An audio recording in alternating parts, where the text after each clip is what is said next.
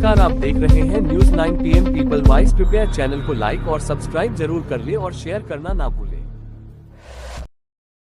खबर अयोध्या से। अयोध्या में आवास विकास परिषद कर रही जमीनों की संगठित लूट। अयोध्या। कांग्रेस के राष्ट्रीय प्रवक्ता आलोक शर्मा पहुंचे अयोध्या। अयोध्या में आवास विकास द्वारा किसानों की जमीनों की लूट का लगाया आरोप। प्रवक्ता आलोक शर्मा ने कहा, उत्तर प्रदेश आवास विकास परिषद कर रही जमीनों की संगठित लूट। कौड़ियों के दाम में किसानों की जमीन लेकर महंगे दामों में जमीन बेच रहा आवास विकास परिषद। आम जनता की जमीन जबरदस्ती छीनकर आवास विकास परिषद रच रहा कुचक्र।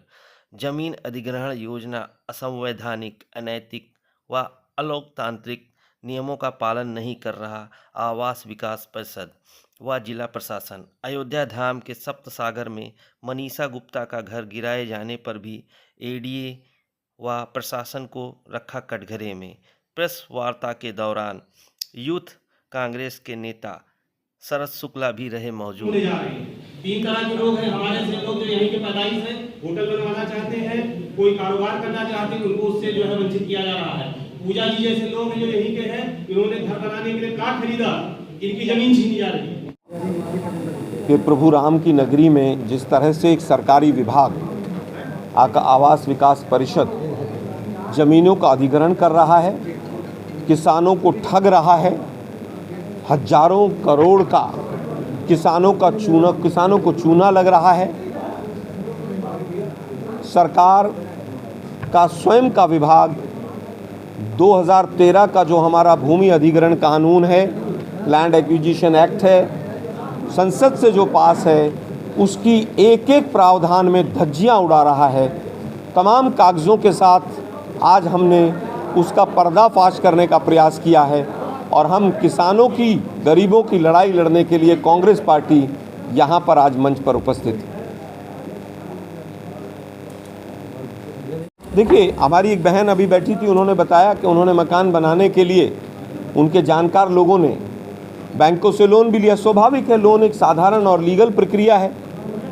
तो जिन लोगों ने लोन लेकर भी अपने मकान बनाए या ज़मीनें ली या ज़मीन पर लोन लिया, उनकी कौड़ियों के भाव में अगर ज़मीन चली जाएगी तो बैंकों के लोन हैं, उनके बच्चों की शादियां हैं, उनके बच्चों की पढ़ाई है, उनके घर में बुज़ुर्ग माँ बाप हैं, उनको कौन संभालेगा? उनकी आजीविका अगर समाप्त हो जाएगी तो उनका परिवार कैसे चलेगा? आलोक जी, एक सवाल ये था कि अभी तक क्या है? देखिए, मैंने कहा स्वयं भी, ये पार्टी का विषय नहीं है किसने कब उठाया नहीं उठाया। अच्छी बात है, सपा के सांसद महोदय ने या किसी और ने भी उठाया। हमने पूरा रिसर्च किया, जैसा कि आप लोगों को हमने दिखाया, तमाम कागज़ हमने एकत्रित किए। ये बहुत बड़ा मुद्दा है। आप 5 लाख 6 लाख रुपए विश्व में एक ज़मीन लेते हैं और उसको करोड़ों रुपए विश्व में बेच रहे हैं। भाई, सरकार का काम व्यापार करना तो नहीं, सरकार का काम ये तो नहीं है कि सुप्रीम कोर्ट के आदेश से एक ट्रस्ट बना और वो ट्रस्ट ही यहाँ के सर्किल रेट से 20-20 गुना में ज़मीनें खरीदे। ये अनैतिक भी है, अलोकतांत्रिक भी है, अवैधानिक भी है। हम इस लड़ाई को चाहते हैं कि लोकतंत्र का चौथा स्तंभ इसको उचित स्थान दे और हम सड़क से लेकर संसद तक इस विषय को उठाएंगे, न्यायालय भी जाएंगे। जो अधिकारी इसमें इन्वॉल्व हैं उनको भी हम आइडेंटिफाई कर रहे हैं, किस किस ने कब कब किसका क्या रोल रहा है। हम उस पर भी आगे बढ़ेंगे। वहाँ पर आज बूल करता धरता है। सवाल एक व्यक्ति पर नहीं है, सवाल तो कानून पर है कि कानून की धज्जियाँ कौन उड़ा रहा है। क्या वो ट्रस्ट उड़ा रही है कि नहीं उड़ा रही है धज्जियाँ? क्या उसमें डीएम मेंबर हैं कि नहीं? चंपत राय जी की भूमिका क्या है उसमें? पहले भी तमाम विषय इस तरह के उठे हैं। एक ही दिन में आज ज़मीन 1 करोड़ की, कल 2 की, परसों 4 की, इस तरह के तमाम प्रावधान, तमाम चीज़ें आप लोगों ने देखी और मीडिया से ही हमें भी पता चली।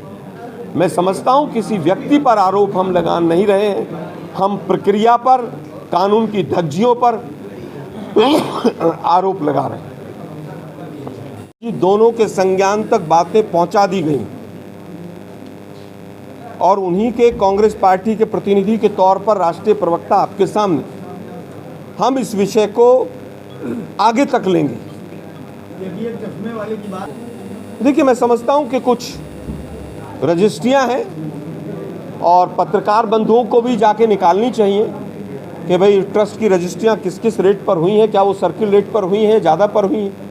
हमारा सवाल है कि अगर ज़मीन की कीमत सर्किल रेट ज़्यादा है तो आप सर्किल रेट बढ़ाइए ताकि किसानों को मुआवजा ज़्यादा मिल सके सर्किल रेट के अनुसार, और अगर वहाँ पर कीमत ज़्यादा नहीं है तो ट्रस्ट फिर सर्किल रेट से 20 गुना ज़मीन पर ज़मीन क्यों खरीद रहा है। हमारा सवाल ये है। नाम पूजा वर्मा है। मैं सोहावल उचितपुर अयोध्या के मूल निवासी हूँ और मेरे 2 छोटे छोटे बच्चे हैं। 10 साल की बेटी है मेरी और 16 साल का बेटा है मेरा। 2021 में कोरोना महामारी में मेरे पति की मृत्यु हो गई थी कोविड-19 से, और उनकी नौकरी भी मुझे नहीं मिली। वो BSNL में JTO थे। उसके बाद ना ही मेरे पास कोई पेंशन है, कुछ भी नहीं। 2900 रुपये मुझे मिलते हैं अपने दोनों बच्चों और मेरे पालन पोषण के लिए। मैंने LIC के बचे खुचे पैसे जमा करके और मैंने शाहनवाजपुर माझा अयोध्या में एक 1.5 बिस्सा का प्लाट खरीदा था ताकि भविष्य में जैसी भी आवश्यकता होगी मैं अपने बेटी का पढ़ाई लिखाई, शादी ब्याह, अपने बेटे के फ्यूचर एजुकेशन में उन पैसों का इस्तेमाल करके आगे देखेंगे। उस ज़मीन का अच्छी कीमत मिलेगी तो उसको बेचेंगे, आवास बनाएंगे। ले दे के वही एक सहारा था ज़मीन मेरा, जिसके अभी कुछ दिनों पहले एक तो कोई नोटिस नहीं भेजता। आवास विकास प्राधिकरण, कोई भी आवास विकास परिषद आज तक कोई भी रिटर्न नोटिस उन्होंने मुझे नहीं भेजा कि आपकी ज़मीन योजना में जा रही है। इधर उधर मैंने लोकल लोगों से सुना कि ज़मीन जो है योजना में जा रही है। जब मैं वहाँ गई आवास विकास परिषद में, कहते हैं ज़मीन तो योजना के अंतर्गत अयोध्या प्रथम पूरक योजना में आपकी ज़मीन जा रही है और ज़मीन का जो है उचित मूल्य भी नहीं दे रहे हैं। अब मेरे बच्चों का क्या होगा, मेरा भविष्य क्या होगा। ये अयोध्या प्रथम पूरक बाजार करके एक योजना है। ये तीसरे चरण की योजना है जिसमें 450 एकड़ ज़मीन वो अधिग्रहण कर रहे हैं आवास विकास परिषद वाले। उसके संदर्भ में मैंने प्रधानमंत्री, राष्ट्रपति, मुख्यमंत्री, चीफ सेक्रेटरी सबको मैंने आवेदन लिखा कि मेरी गुहार सुनी जाए और मेरी ज़मीन न ली जाए। भविष्य में मेरे बच्चों का भविष्य क्या होगा। मेरे पास कोई जमा पूंजी अब नहीं है, लेकिन इस पर कोई भी कार्यवाही नहीं हो रही है। सारे पत्रों को घूम फिर करके आवास विकास के कार्यालय में चले जाते हैं, चाहे मैं RTI में डालूं, चाहे मैं प्रधानमंत्री को डालूं, चाहे मैं चीफ जस्टिस को डालूं। मेरे पास सारा रिटर्न में सबका रिसीविंग रजिस्ट्री पेपर रखा हुआ है। सभी पेपर जाके घूम फिर के आवास विकास अयोध्या के ऑफिस में जाते हैं, जहाँ से एक रिटर्न प्रोफॉर्मा उन लोगों के पास ऑलरेडी तैयार है, जिसको वो मुझे वापस फिर से फॉरवर्ड कर देते हैं कि ये योजना जो है 1894 के हिसाब से चली जा रही है। 2013 कानून को हम नहीं मानते हैं और ये योजना अधिग्रहण के अंतर्गत है, इस पर कार्रवाई होगी और ये ज़मीन अर्जन कर ली जाएगी। तो उसका दिया जा रहा है उचित मुआवजा। हमें जितना मुआवजा चाहिए हमें नहीं दिया जा रहा है। अभी आप देखिए ना मेरी डिमांड क्या होती है। अभी देखिए बेच तो रहे हैं ना, 1,82,00,000 रुपए बिस्सा बेच रहे हैं। तो हम लोग क्या, हम लोग के कोई खर्चे नहीं हैं, हमारा परिवार नहीं, हमारे बच्चों की, हम भी इसी अयोध्या में रहते हैं, इसी सोसाइटी में रहते हैं। तो क्या हमारे लिए सब कुछ सस्ते दर पे मुझे ठीक है। मुझे आप सिर्फ ये बता दीजिए कि जितने में वो ज़मीन ले रहे हैं क्या मुझे उसी पैसे में वो ज़मीन दे देंगे। मेरा सबसे पहला प्रश्न ये है। और मैं इसी अयोध्या शहर का मेरी पैदाइश है और अयोध्या शहर में ही मेरा पालन पोषण हुआ है। इंजीनियरिंग की पढ़ाई करने के बाद मैं अमेरिका चला गया, वहाँ मैं 12 साल तक काम किया और मैं सिस्को सिस्टम में इंजीनियरिंग मैनेजर था। वहाँ से लौट के आया 2021 में। 2021 में आने के पहले मैंने यहाँ पे ज़मीनें हम लोग खरीद चुके थे काफ़ी पहले कि यहाँ पे अयोध्या में जब भी कोई विकास कार्य होगा हम यहाँ पे इस विकास गाथा में हम भी अपना योगदान करेंगे।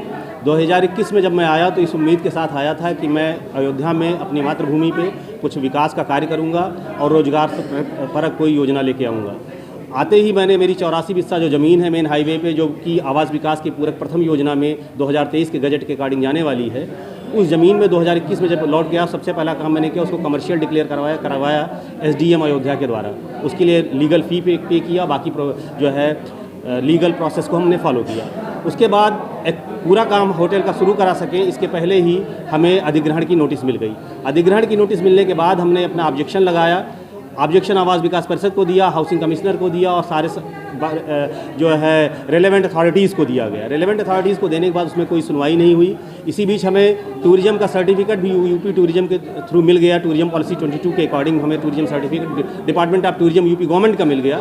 उसको भी मैंने इनके निवेदन में किया कि हमें ऑलरेडी स्टेट गवर्नमेंट ने होटल बनाने के लिए सर्टिफिकेट भी दे दिया है, फिर भी आवास विकास परिषद ने कोई सुनवाई नहीं किया। उसके बाद इसी बीच पिछले साल 19 और 20 फरवरी 2024 को माननीय योगी जी और मोदी जी ने इन्वेस्टर समिट किया था इंदिरा गांधी प्रतिष्ठान लखनऊ में। उसमें मुझे भी बुलाया गया था और हम सारे इन्वेस्टर्स को एश्योर किया गया था कि एक सिंगल विंडो सिस्टम से आप सब लोगों को सारे क्लियरेंस दिए जाएंगे। हमें कोई क्लियरेंस नहीं दिया गया, सारे एनओसीज हमारी रोक ली गई और हमारा मैप का एनओसी आज भी आवास विकास परिषद के बाद डेवलपमेंट अथॉरिटी के एनओसी के लिए उसने लेटर लिखा, आज भी पेंडिंग है। आवास विकास परिषद किसी भी तरह की कोई सुनवाई करने के लिए तैयार नहीं है। आवास विकास परिषद का कहना है कि आपसे हम ज़मीनें औने पौने में ले लेंगे लो सर्किल रेट के बाद, और सेम ज़मीन अगर आपको लेना है तो हमसे 30 गुने 40 गुने में ले लीजिए, जो उन्होंने 2020 के स्कीम में किया गया। इससे ज़्यादा इमोरल, इलीगल और अनएथिकल वर्क कुछ हो नहीं सकता है कि यहाँ के मूल निवासियों को यहाँ पे काम करने से रोका जा रहा है और बाकी बाहर के लोगों को आकर के ज़बरदस्ती हायर एक्सट्रीमली इन्फ्लेटेड प्राइस में ज़मीनें बेच करके काम कराया जा रहा है। मेरी सरकार से मुख्यतः मुख्यमंत्री और मुख्य सचिव महोदय से विशेष विनम्र निवेदन है कि जो आपने 1407 एकड़ ज़मीन 2020 और 22 में एक्वायर किया है उसका पूरी तरह से डेवलपमेंट करिए, पूरा उपयोग करिए और पूरक प्रथम योजना जो सप्लीमेंट्री स्कीम आपने जो 2023 में लॉन्च किया है उसको पूरी तरह से निरस्त कर दीजिए। वो यहाँ के लोगों की जनभावना के खिलाफ है, जनहित के खिलाफ है, पूरी तरह से अनैतिक है, अलोकतांत्रिक है, अमर्यादित है और संवैधानिक है। इसमें करीब प्रभावित लोगों की संख्या टोटल 785 गाटे हैं और उनके 785 गाटों में उनके परिवार को जोड़ा जाएगा तो करीब 4000 से 5000 लोग इसमें प्रभावित हो रहे हैं। इसमें मुआवजा का मुद्दा से गाँव का दो मुद्दा है। पहला मुद्दा ये है कि जब आपको ज़मीन की आवश्यकता, जब तक आपने पहले ज़मीन ले लिया है उसका डेवलपमेंट नहीं किया है तो आप नई ज़मीन नहीं ले सकते। तो ये आप पहला ऑब्जेक्शन लोगों को ये है। दूसरा जो मुआवजे का मुद्दा है, जानबूझकर 2017 से सर्किल रेट नीचे रखा गया जिससे हम औने पौने में ज़मीनें एक्वायर कर सकें और यहीं पे डीएम साहब जिस ट्रस्ट के मेंबर हैं वो ट्रस्ट 22 गुना और 30 गुने पे ज़मीनें खरीद रहा है। तो आपको जो डीएम साहब जिस ट्रस्ट के मेंबर हैं, DM is the person who is responsible to decide the circle rate. तो आपके सर्किल रेट इसका मतलब खुद 30 गुने यहाँ पे होना चाहिए, फिर 30 गुने का आप 4 गुने मुआवजा लोगों को दीजिए, वो आप देने के लिए तैयार नहीं है। तो सचिव महोदय आपसे विनम्र निवेदन है कि अयोध्या के राम की प्रजा के साथ न्याय करिए और पूरी योजना को पूरी तरह से 450 एकड़ की जमीन योजना को पूरी तरह से निरस्त करके हमें न्याय प्रदान करिए। धन्यवाद।